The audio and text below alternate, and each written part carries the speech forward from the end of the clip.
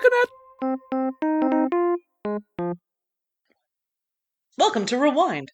This podcast sometimes has cursing and or annoying chatter. Listener discretion is advised. If you're looking for a podcast spoken exclusively in Klingon...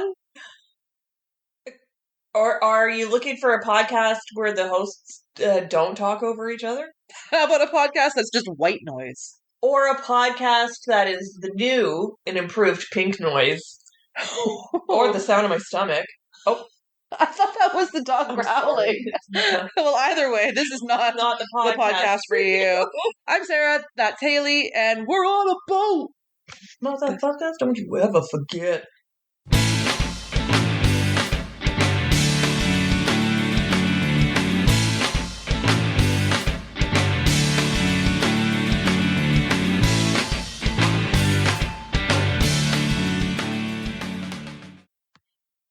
Yeah. I haven't heard that song in a long time. That's a good one. Oh, shit. Get your towels ready. Well, I finished Game of Thrones and my life is over. Have you watched House of Dragon? I started it, but I didn't care for it. It's too, you know what I realized? I'm not into fantasy as much as I am into the sci-fi stuff. Like, Fair. Lord of the Rings version. Like, I mean, Harry Potter, yes. Well, that's a different thing. That's real. It's its own thing. It's a documentary. It is in real time. I like House of the Dragon. I enjoyed Game of Thrones. Everyone fucking looks the same, and I've said this before. Everyone has 3 names, and I never know who everyone is. They all start with TY, so it's really confusing. Or Stannis. Everyone is Stannis to me. Yeah. Baratheon. He's hot. Yeah. So, with that being over, I did a rewatch of The Power. Love that. You gotta watch it. I've been watching Receiver on Netflix, which is like the football documentary. You need to eat something. I'm not hungry. Okay. Yeah, but thanks.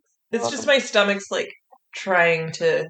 Yeah, it's making a noise, but I'll eat later. I'm eating wings tonight. The listeners are going to find it really soothing. It's like its own Hertz frequency to curb hunger. I don't think listening to somebody else's hunger is helping me with my...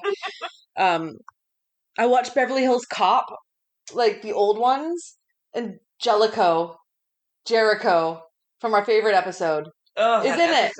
He's the cop, like the boss. He's like younger. He's cool. Talk about being typecast, am I right? Oh my god. Boss man. White boss man. Yeah, anyway, Olympics are on. I'm gonna watch some of that. I watched Wimbledon.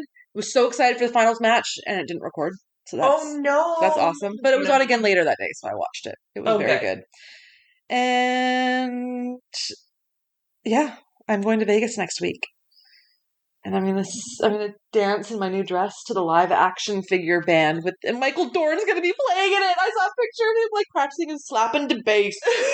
Slapping the bass. Oh my god, it's gonna be amazing. Can you take I'll video. Can you like call me on video and then I can also be there? Yeah. And then like in between the songs I'll say something like really loud on your really phone. Racist just to make everyone kick me out. Yeah. Oh. I will do that. I will totally do that. Perfect. It's like the other year I sent you like a video of the Rat Pack, and it's just like the Rat Pack is so... It's like the Empress Tea. It's a very tired affair. Let's say we've seen it before, and no improvements have been made. Then should I not buy you the autographed CD of their greatest hits? Because apparently that's a thing now. How the fuck am I supposed to play a CD? I don't know how to play that. No, for real though. How do you play a CD? I don't have a disc player anymore. Even my laptop doesn't have one. Maybe they have vinyl. I don't have a record player anymore either. Well, they should get on Spotify, then they'll just be like... That's true. The Rat Pack. The Rat Pack? How are you verified? That's not right. I have a plan for what my Christmas theme is this year. All my decorations arrived already. It's not even August, and I'm like, I have a plan, and I'm going forth. All pink. Really? All pink decorations. I got pillowcase covers. I got kitchen towels. I got a table drape. Pink Brad candy. Yeah, he might have it. I don't think he remembers me saying it. He doesn't matter. And you know what? I'm decorating just gaslight him. Oh, I don't know what you're talking about, Brad. These are all red and green decorations. You need to get your eyes checked. Yeah, I don't know what you're talking about. Pink. What's wrong pink with is not a Christmas color. Pink Why is would I do black. that? Yeah. I'm excited. Yeah, and that's about all I got. I'm excited to go to Vegas. I have no idea. At one point, I was like, I'm going to take my album of Picard Season 3 soundtrack and get everyone to sign it. And now I'm like, that sounds exhausting. I don't know if I'm going to get any autographs. I mean, we're going to get Christopher Lloyd for sure. Brad's going to take his hoverboard, which is going to have to carry on as his personal item, I think. Yeah. But that's a good idea. Yeah. Oh, that's good. I'm just going to kind of go with the flow. That feels nice. I mean, we used to have it. Well, you need to have it broken down. You have to have some kind of time zones. Yeah, because you can't miss your favorite people. Also, there's so many people that there is overlap, and you will miss it. But a lot of the actors now are just doing the autographs at their table at whatever time they designate. So there's more freedom. I'll be there all weekend, so just come by my table. Okay. And most of them do that. Are they in the vendor room still? Yeah. Oh no, wait. Yeah. Yeah. Okay. Yeah, last year when I walked around, I'd always see Frakes and Todd Thatcher and all them just sitting at the table with the lineup, and usually there'll be a little sign on the table saying they'll be here between 9 and 11 and you can line up. Yeah. Imagine just sitting at a table when people come to see you. I think that's what and give you money. Like. Yeah. And all you have to do is engage them for 20 seconds and say something nice and smile and then give them a signature. Yeah. I want that. I want that too. Who wouldn't want to give me $20? How much is a room, or how much is a table in the vendor room? Probably $10,000. Could you imagine if we got a table, we just sat there with our a really bad printout of Rewind, off a really old sketchy printer, and it's just just pictures of us from previous conventions you may remember us as. So people are 2005, I wasn't old enough to. Oh my god, I wasn't here in 2005. Oh well, then we can't help you. You don't have to fucking stop at our table. Keep walking, Jesus. Or we just have a table we never sit at it. These girls will not be here. Rewind is the greatest podcast. Change my mind. And then we just sit there and debate people. Okay, we got some plans for next year. We'll be TikTok sensations. We may be, or we'll be invited. We'll be given a table. Yeah, that, or we can't attend because we'll be in jail. Yeah, either or. We can't cross country lines. Yeah, we'll be. Yeah, can't go into the States. Well, then we bring the convention here. We've also seen video evidence of what that looks like. It's not great. Let me just say there was not a full-size drum kit.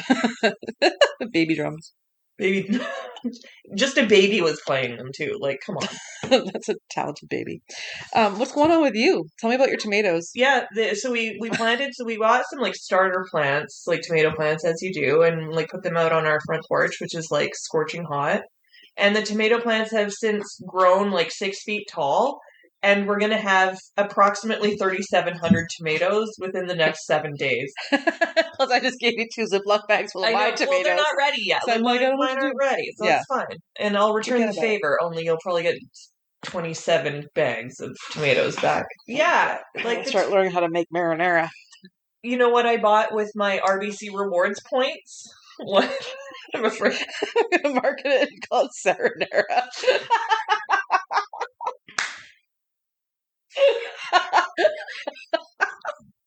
Sarinara. You can't get the taste out of your mouth.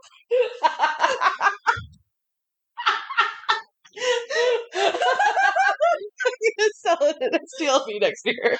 Oh my god, that is so good. All the jars explode and the plate on the way there, you just loosely put the lids back on. What do I want to see the label? It's just you eating a bunch of pasta. Me eating a Caesar salad. No relevance whatsoever. Is that a Kit Kat? Not tested by the FDA. Not allowed for human consumption. Oh my god. Oh, Sarinara. How did we? I like how I just jump on your You can't get the taste out of your mouth. I think it's the best catchphrase I ever came up with on the fly. That sounds bad. I know. It's so good. It's dry white. There's layers to it. Dry white. Oh, God. I have tears. Oh. Anyway, sorry. So, yeah, no, that's fine. With my RBC rewards points right back into it. Smooth cycle. I bought a new air fryer. Ooh. And it has a dehydrating function. Again, in 2009 versions of us can see what excites us. Like, we ironically looked at the Sky Mall, and now I'm like, I want those non-air rating shoes. Those are brilliant. How do you walk in them without tripping? That's an ankle hazard.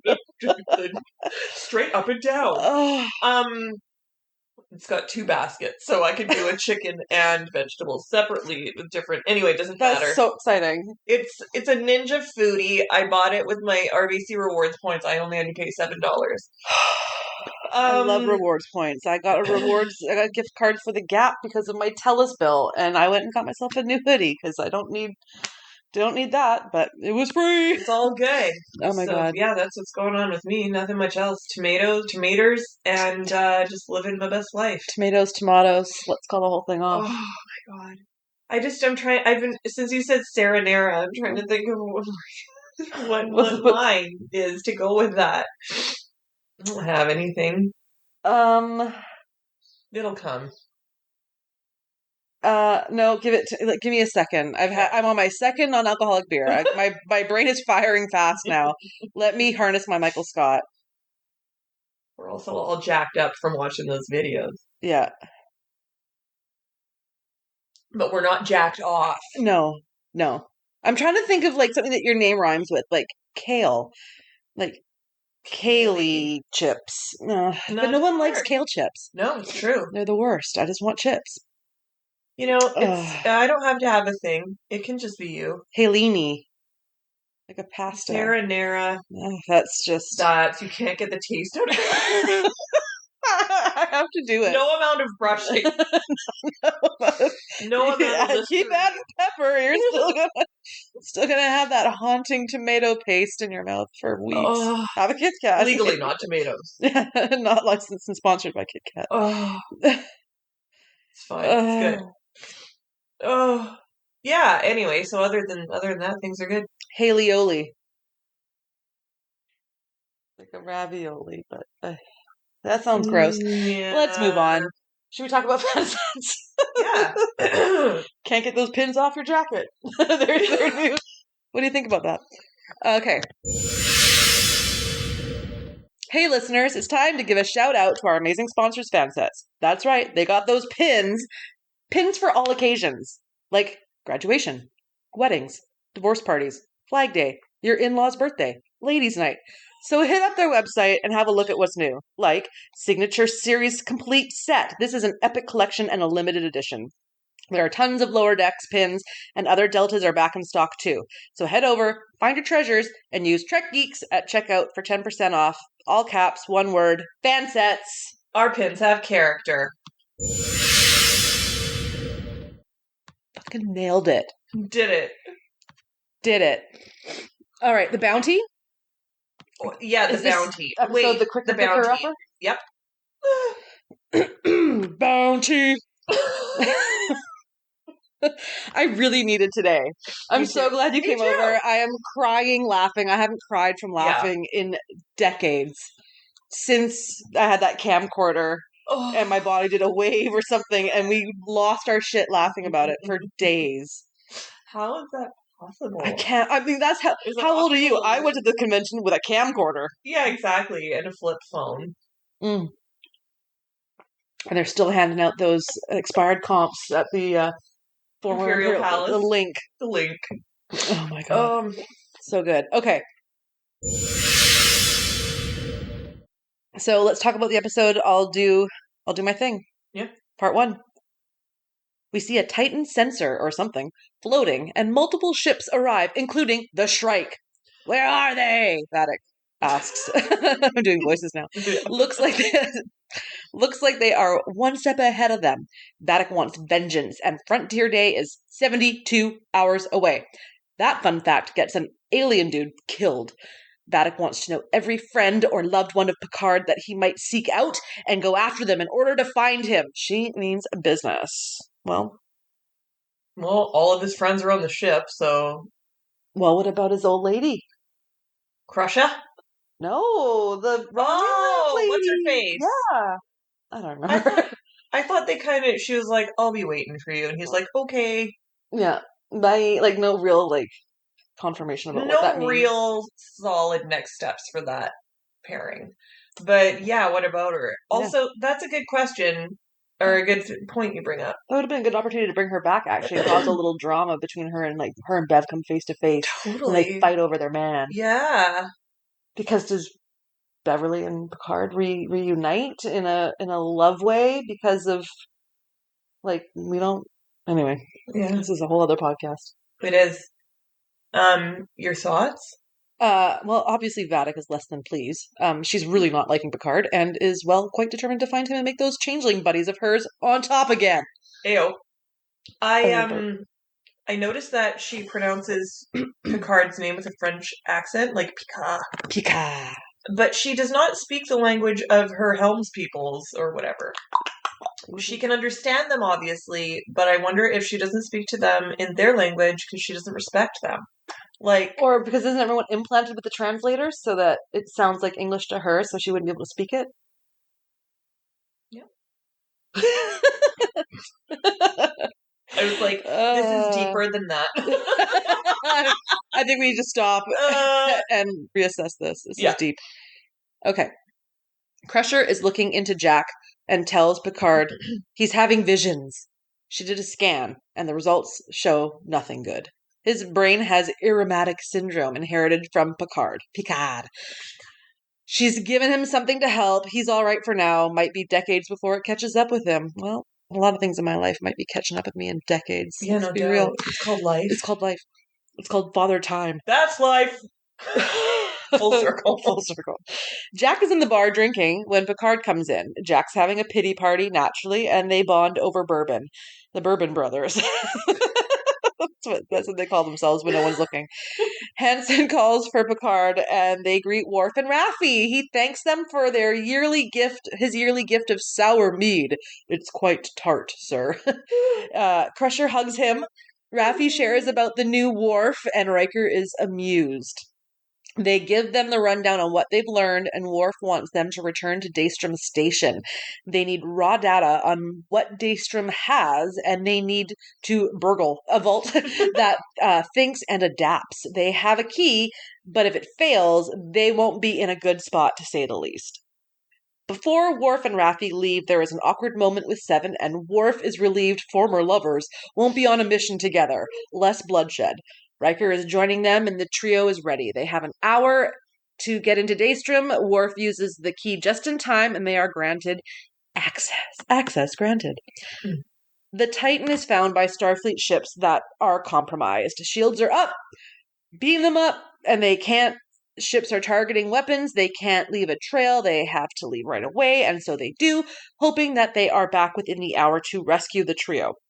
Riker, Worf, and Raffi are inspecting Section 31 hidden goodies, and there's James T. Kirk's body and a psycho tribble. Riker gives Worf a hard time. He won't bite, and Riker doesn't like it. He's like, you used to poke back. What happened to you? The ship security scans them and identifies them, and suddenly there are crows. We aren't prey. We are friendly energy, Worf says, which gets an eye roll from Riker. Music starts up now, and there he is in all his glory. Moriarty. Cue the music from The Nanny. More like cue the French horns. Worf is on board. Did you hear those? Yeah. That is distracting. Also, what a beautiful instrument. One of my faves. Lethal AI, that freaked me out when they're like, oh, it's lethal. I had absolutely no idea what was coming. The entrance system really doesn't give you a chance to make a mistake, hey? When they're putting in it's like, ew! Speaking of Section 31, whatever happened with that potential new series, or was that just us and wishful thinking? There is going to be a Section 31 movie with Michelle Yeoh. Michelle Yeoh. And there could be more news about that as of right now because San Diego Comic-Con is happening right now. And that's usually when they do big updates on any kind of thing that's coming down. Yeah. Also, I've never seen the underside of a tribble. That's so gross. I think that's supposed to be like a mutant scary tribble. Not a typical tribble. And then Moriarty, like, loved that he showed up. But also, so random. Way to carry a grudge forever and get over it. Like, move on. Meanwhile, she was working in a bridal shop in Flushing, Queens, till her boyfriend kicked her out in one of those crushing scenes. Bum, bum. Where was she to go? She was out on her fanny. So over the bridge from Flushing to the Sheffield's door, she was there to sell makeup. Her father's not warm. She had style. She was there. She was dead. That's how she became the nanny. Ooh, I guess that the girl we described. It's just exactly what the doctor prescribed. Now the father finds a guy. Watch FCC. And the kids are actually smiling. That you wanna be. She's a lady in red when everybody else is wearing tan. The flashing girls were flashing. Boom, boom, Anyway, that's a song from the Nanny. I love how I can't fucking remember what I did or how I got here. I drove here in a car, but I have that, like, it's in my brain forever. Oh, that's so good. That show is good. That show was good. Yeah. Maybe we should watch it. Maybe we should do a podcast on the Nanny, and we have to start it that way every time. I don't hate the idea. I don't have the rights to this song. Oh, so good. Yeah, I remember watching this episode the first time it aired, and I was like, I was still on the high of, like, Ro came back, and I was like, what other surprises? Like, I had no idea. And then for him, like, what a fucking random, epic guest star. So good. So good. So good. Love him. Yeah, so good. And the banter between Riker and Worf is perfect. Yes. It's so funny. Riker is so annoyed and frustrated. Yeah. It's good. This is where, what did I write here? It's scary too. Like, they can't trust anyone, and somehow infiltrated starships are all over them like stink on a mule. What's going to happen? This is where I become more interested in the TNG storylines and less about Jack personally. Mm-hmm, right. Mm-hmm. Right. Because it's like, it's all coming together now and all the people are being reunited, but you're just like, there's so much danger lurking in every corner because it's not just like, oh, we have a bad guy named Paddock, but we have, like, everybody we know and love we can't really trust. You can't. Because we just saw Ro get fucking slaughtered by her own. Like, they have no idea what's coming. Like, it's going to get so much worse before it gets better. So much fucking worse. It gets so much worse. It gets so much worse. All right. I need a sip of my... Accelerate my voice.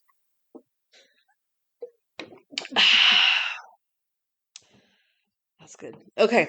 The Titan arrives at the Fleet Museum, where every legendary starship is laid to rest. They are hailed, and there on screen is Geordie. He's in serious mode and needs them to power down. And Picard is like, dude, we need your help. Geordie is a hugger, of course. Geordie gives Sydney a curt nod. His other daughter is in tow, and Geordie wants to talk now. Whoa. Mm-hmm. Jack and Sydney bond over dad issues, and Geordie chats with Picard.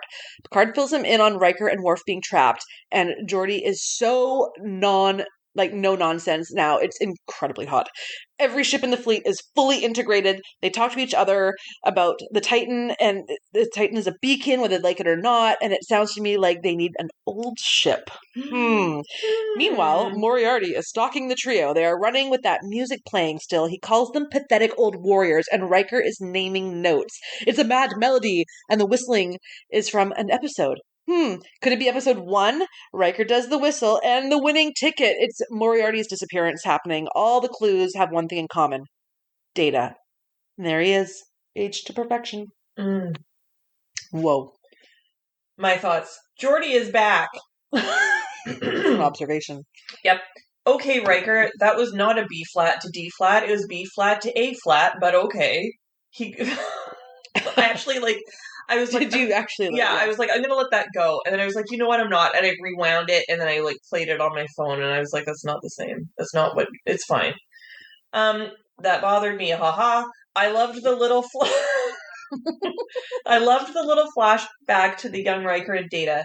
I think we've discussed though that he's best with a beard, Riker, and the show was suddenly better for me when his character had a beard. Good to know. Thanks. Data in stasis or whatever, this show is tugging at my heart. I love this reunion. Yeah. Yeah. We have the band back together. Mm-hmm. Geordie's looking fierce. He's fiery. He is so no nonsense when throughout TNG originally he was always kind of just I got that. Bro, good. No, happy. Now he's just whoa, Papa Bear. I got $2 I got to keep an eye on. Yeah. So we have lots to unpack too. Geordie's got another daughter. Yes. And there's apparently some strain with Sydney. Yes. That's interesting. But also we learn about how the new starships are all linked. And that's how they've been finding them. So there's a hint about grabbing an old relic. And then on Daystrom, we're taking down memory lane and rewarded with data at the end. So it's such an exciting moment. This was the buildup of the first 6 episodes. You're waiting for like everyone to make their face. And then here you finally get Troy. You finally get Worf. And then you're like, oh my God, like it's everybody. It's Moriarty. Part 4. Hardcore part 4. I had to say it. But back at the Fleet Museum, we see so many iconic ships in the background. Geordie is scared. He doesn't want to be court-martialed or have any compromised Starfleet after his family. He used to choose to put his life on the line, but now he's concerned for his girls. He's pissed at Picard for dragging him and all of them into this. Jack tries to...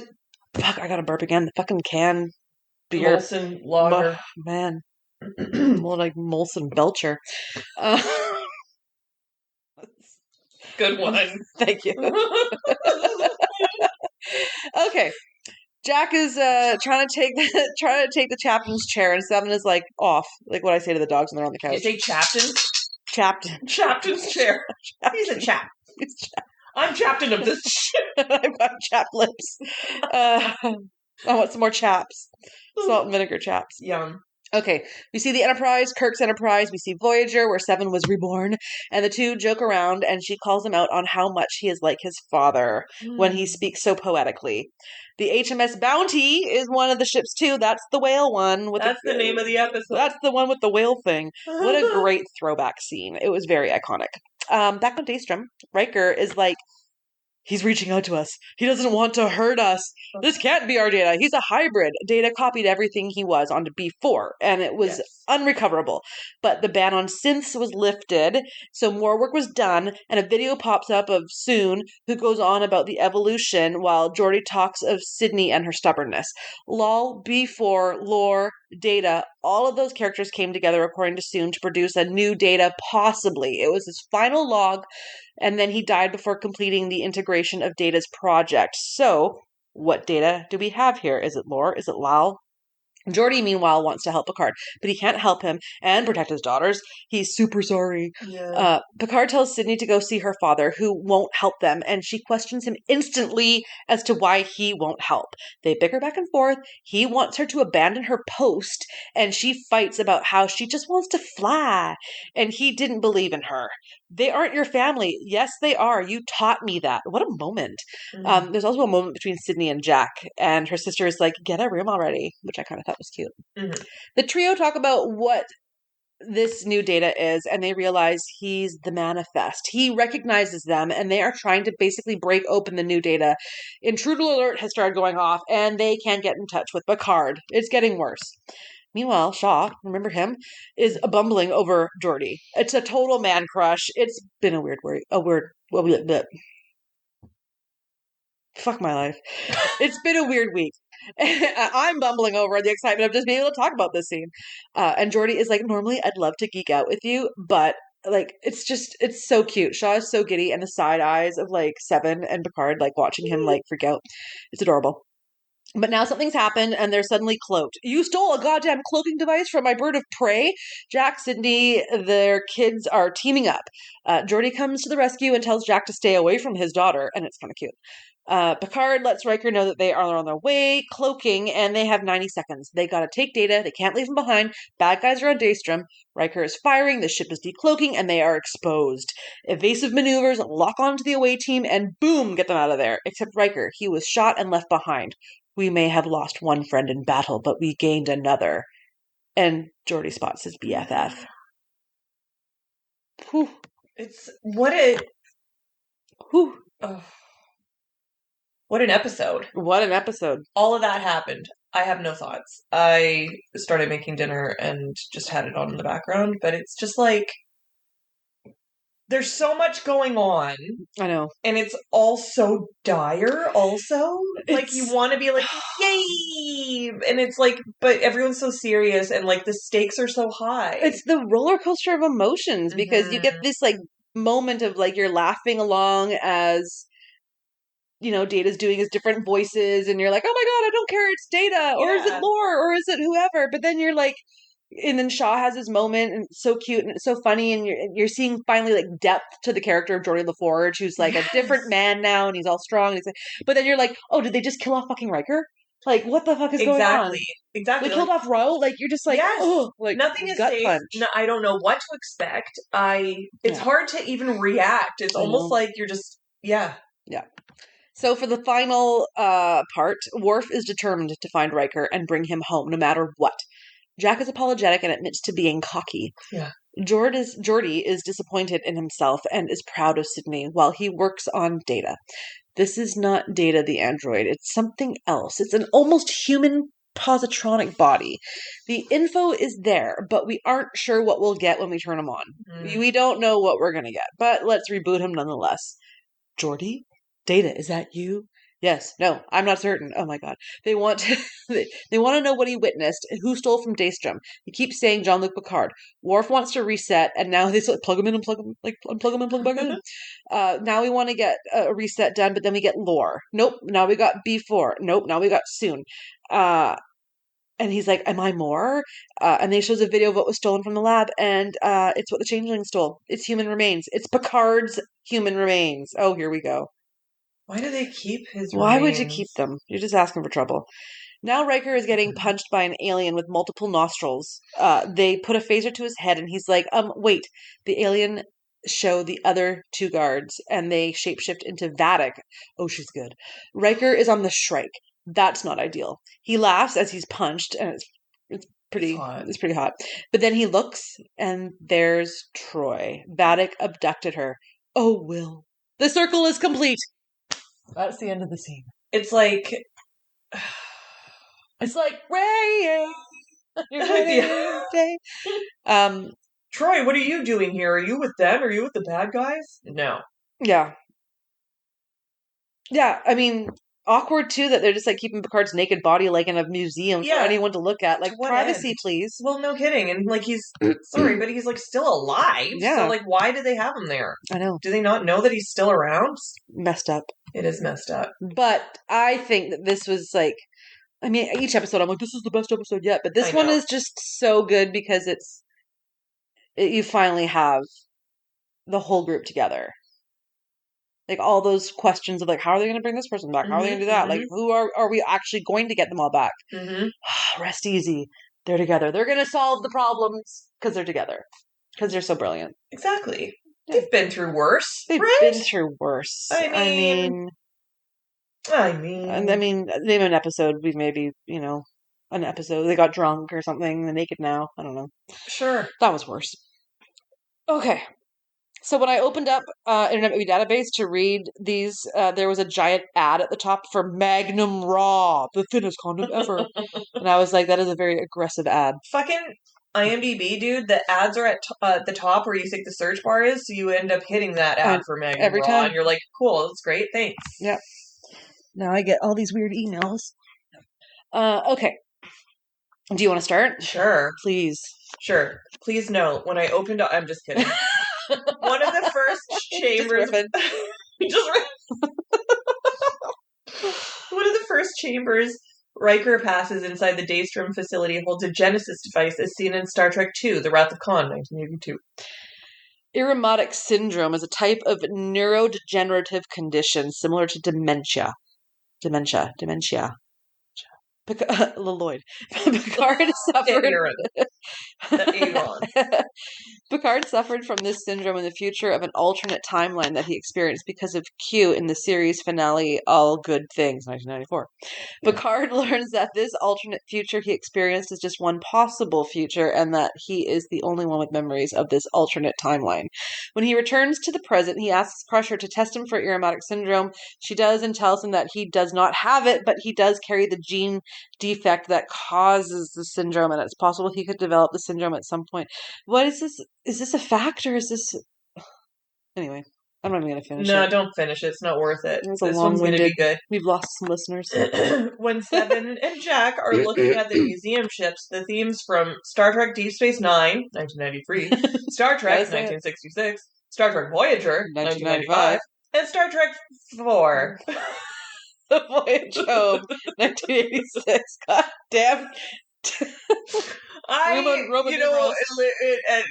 When in Rome, play as they view the Defiant, Enterprise A, Voyager, and Bounty, respectively. Yeah, it makes sense. I noticed that, and I appreciated that. Also, I feel like they used DS9, Voyager for a lot of the con stage things, like regardless if they were Voyager or not.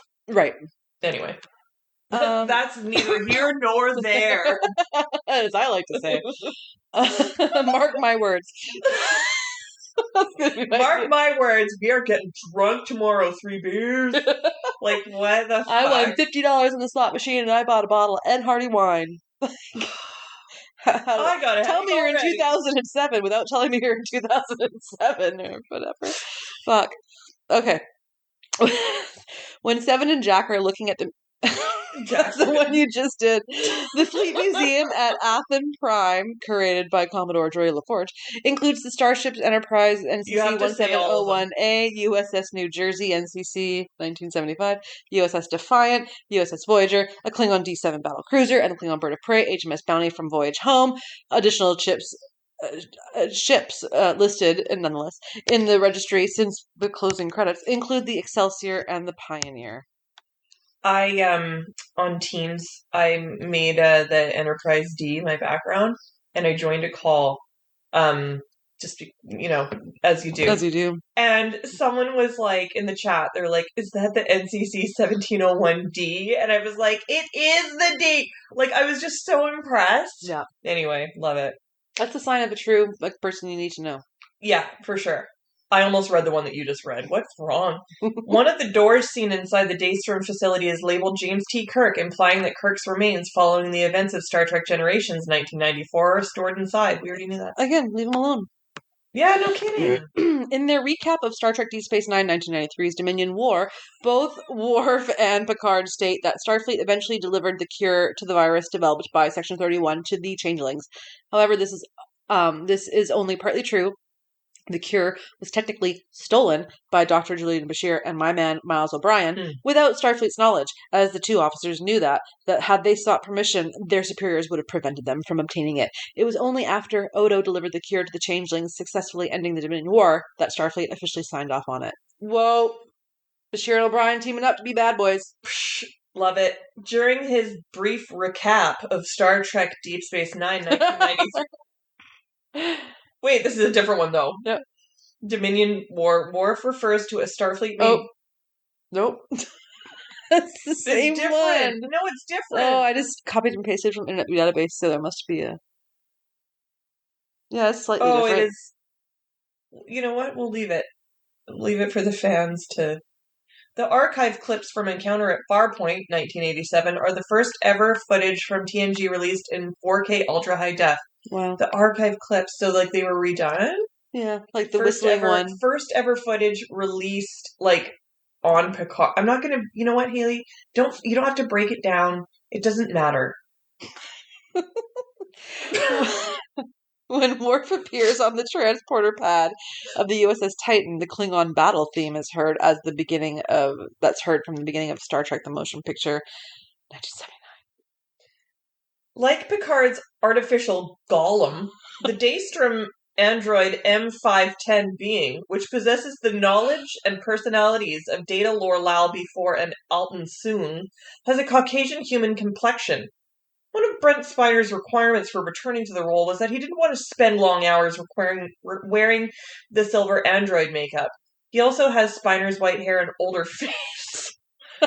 In keeping with the fact that he is actually a new entity created using Soon's research, his eyes are similar to those of the earlier androids, but are green instead of yellow.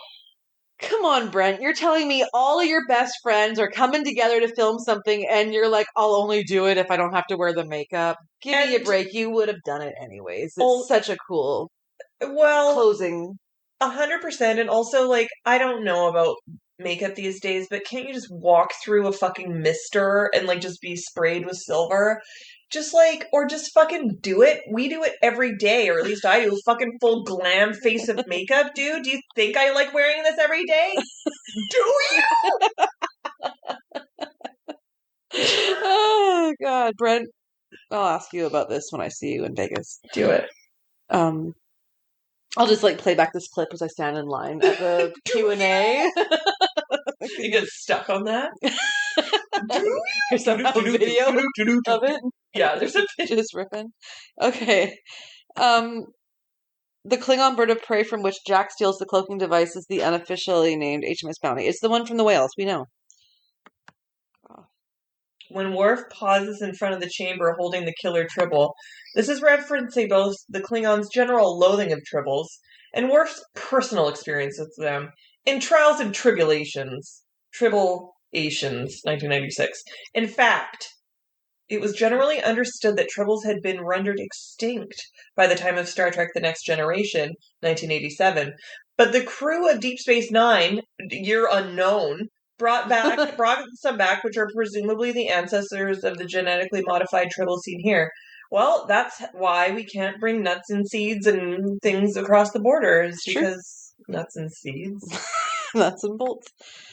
Goofs. There was only one. At the Daystrom facility, Riker correctly identifies the violin notes, indicating perfect pitch. Then, in the correct key, he completes the tune by whistling the last part of Pop Goes the Weasel. He is repeating what he did during Encounter at Farpoint, but with a change. In the original, he whistled a half step above that key that Data was whistling, which indicates a lack of perfect pitch. I'm sorry, this goof is a fucking goof, because he did not have the notes identified correctly. Anyone who's ever heard a musical song before would know that. Yeah. A musical song. I love it. From Jim Morehouse on Trek 4, from the Observation Lounge. Thank you, Jim. You know what? Pick two. There's so many here. All right. Just pick a random one. Here we go. A number of clips from Riker's first meeting with Data are used from Encounter at Farpoint. Yeah, we know. Will Riker's mother's name is Betty, per her Starfleet personnel file displayed at Daystrom Station. This is the first time Kyle Riker's wife has been named. The whole no changeling has ever harmed another thing sure seems to be out the window with Vadic, who was seen early in the episode killing off one of her changeling crew members when they pushed back on her failed attempts to get their hands on Jack. Yeah. The whole no changeling has ever harmed another thing sure seems to be out the window with Vadic, who is seen early in the episode killing off one of her changeling crew members when they push. Just ripping. Oh! Data's holographic crows are referenced to his dreams and birthright. There we go. That's enough. Closing time. Except for we're just going to go to the next one, aren't we? No. Next one, what? Next episode? Yeah. I didn't write a synopsis for it. Oh, then we'll just wait for next time. Yeah. Oh, okay. We can't rush through this. We only have 3 left. Oh, you're right. What are we going to do after? Yeah. Oh, my God. The nanny. The nanny. Yeah, that's it. That's all. That's it until I get back from STLV, and then we'll update you on how that went. And we'll update each other on our lives. Yes. I think we should record in person again because this has been a wild ride. Maybe to get ourselves pumped up next time, we'll find some of our... there are 146 episodes of The Nanny. That's a lot. That's a commitment. Didn't we say we were going to do a podcast about Fact or Fiction? Oh, Beyond Belief, Fact or Fiction. Oh my God. Do you want to... How much would it take for you to spend a night in a cemetery? That's a slow down. I love the drunk. Yeah, let's watch that after. So good. We should do like a YouTube playlist of our favorite classic, like Shoes, Fenton. We should. Funny videos of the past. Regular, everyday, normal guy. Oh, nothing special about me, motherfucker. I'm gonna get scared when I go to the dentist. Ketchup chips. And for some reason, game Battleship. All right, that's the episode. Thanks for listening To get more information about us and other podcasts on the network, check out the Trek Geeks website, where you can interact, explore, and listen to all the great shows that the network has to offer. If you love it and become obsessed, consider joining Patreon, where you can get access to all the shows like unedited versions and other wicked perks. Thanks to Fansets, Bill and Dan, the Patreon, and 5-Year Mission. We love doing this, and we hope you loved listening. Next episode's coming, not that long away. I'll have tons of updates from Star Trek Las Vegas. You both look good! And until next time, stay classy and cool and out of this world. That's dumb. No. Can't get the sound of this out of your ears. Sarinara. To infinity. That's all. Bye. Bye. Go away already. Bye.